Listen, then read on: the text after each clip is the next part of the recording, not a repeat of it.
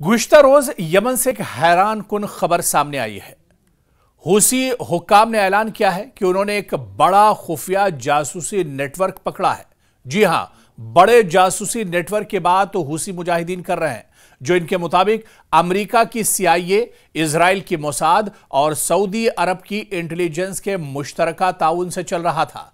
और आपको बता दें कि इस खुफिया जानकारी में जो सबसे बड़ा इंकशाफ किया है हूसियों ने, वो इस बात का किया है कि इजराइल और अमेरिका का सपोर्ट सऊदी अरब कर रहा था। सऊदी अरब पूरी जासूसी में एक तरह से इजराइल और अमेरिका के साथ खड़ा था। और यह चौंकाने वाला इंकशाफ है, क्योंकि लगातार हूसियों में और सऊदी हुकूमत में ताल्लुकात बेहतर नहीं रहे हैं, एक दूसरे पर इल्जामात लगाते रहे हैं। लेकिन अब जो बड़ा इंकशाफ हूसियों की तरफ से किया गया है, इसने दरअसल पूरे मशरिक़ वुस्ता को, पूरे अरब ममालिक को एक तरह से चौंका कर रख दिया है। क्योंकि सऊदी अरब की पोल खोलकर एक तरह से हूसियों ने रख दी है और हूसियों ने इसमें बताया है कि किस तरह से इजराइल का मोसाद और अमेरिका का CIA इनके लिए सऊदी अरब दरअसल जासूसी कर रहा था और इसके लिए बड़ा इंकशाफ किया गया है। आपको बताते चले कि हूसियों के मुताबिक अमेरिका की CIA, इजराइल की मोसाद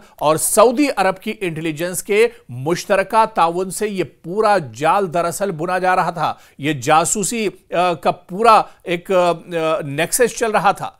हूसियों ने बाकायदा दावा किया है कि यह नेटवर्क सऊदी सरजमीन से ऑपरेट हो रहा था और इसका हदफ था यमन के फौजी और शहरी ढांचे की निगरानी, खासतौर पर ड्रोन और मिसाइल लॉन्च साइट्स, सरकारी रहनुमा और अहम इक्तिसादी तंसीबात। ये दरअसल मोसाद और CIA के निशाने पर थे और इसके लिए जो पूरी जानकारी थी वो सऊदी अरब, इजराइल और अमेरिका के साथ साझा कर रहा था।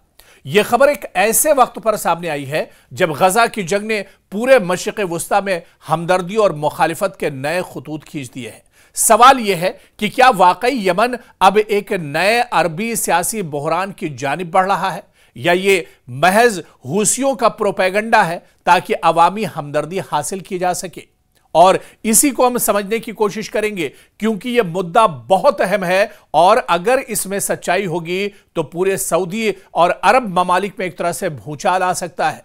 हूसी हुकाम के मुताबिक गिरफ्तार शुदा नेटवर्क में कई यमनी, अरब और गैर मुल्की अफराद शामिल हैं। ये लोग जदीद सर्विलांस डिवाइसेस और सेंसर्स के जरिए यमन के अंदर हसास मकामात से डेटा इकट्ठा करते थे और यह मालूमात अमरीकी और इजरायली इदारों तक पहुंचाई जाती थी।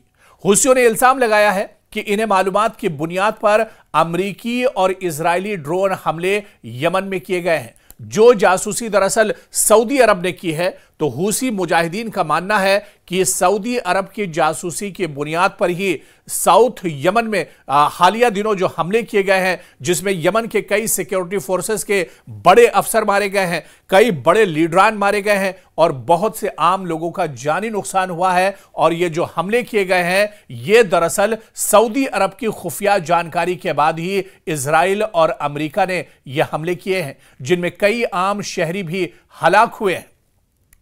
यह दावा अगरचे अभी आजाद जराए से तस्दीक शुदा नहीं है, लेकिन इसका सियासी तासुर बहुत गहरा है, खास तौर पर इस वक्त जब यमन के हूसी मुसलसल फिलिस्तीन के हक में मौकफ इख्तियार करते आए हैं और गजा पर इजरायली हमलों के खिलाफ वो रेड सी में इजरायली या अमरीकी मफादात को भी निशाना बनाते रहे हैं।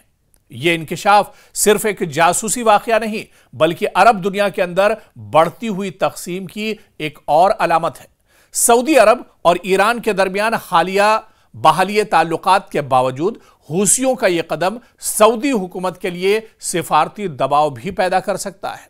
तो दूसरी जानिब अगर वाकई ऐसा नेटवर्क मौजूद था जो दरअसल सऊदी अरब के इशारे पर इजराइल और अमेरिका के लिए काम कर रहा था, तो इसका मतलब है कि यमन में अमरीकी असर और रसूख अब भी बरकरार है।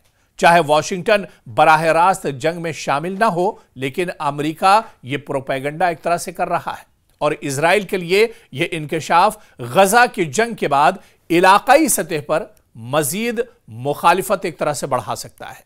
क्योंकि अरब अवाम में पहले ही गजा के मजलूमों के लिए हमदर्दी उरूज पर है। और अगर सऊदी अरब या दीगर ममालिक के इजराइल के साथ खुफिया ताल्लुकात के शवाहिद मिलते हैं, इसके कोई सबूत मिलते हैं, तो यह सियासी बहरान को एक तरह से जन्म दे सकता है।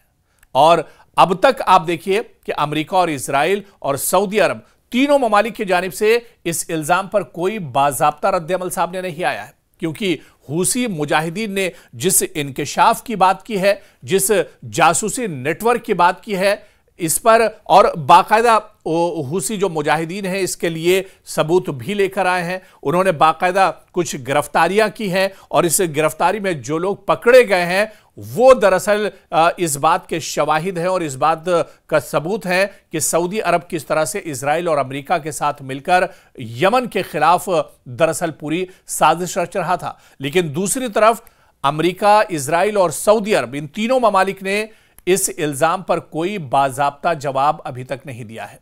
लेकिन अलबत्ता बैनुल अक़वामी मुबस्सिरीन यह कह रहे हैं कि हूसियों की जानिब से यह ऐलान सियासी तौर पर बरवक्त है।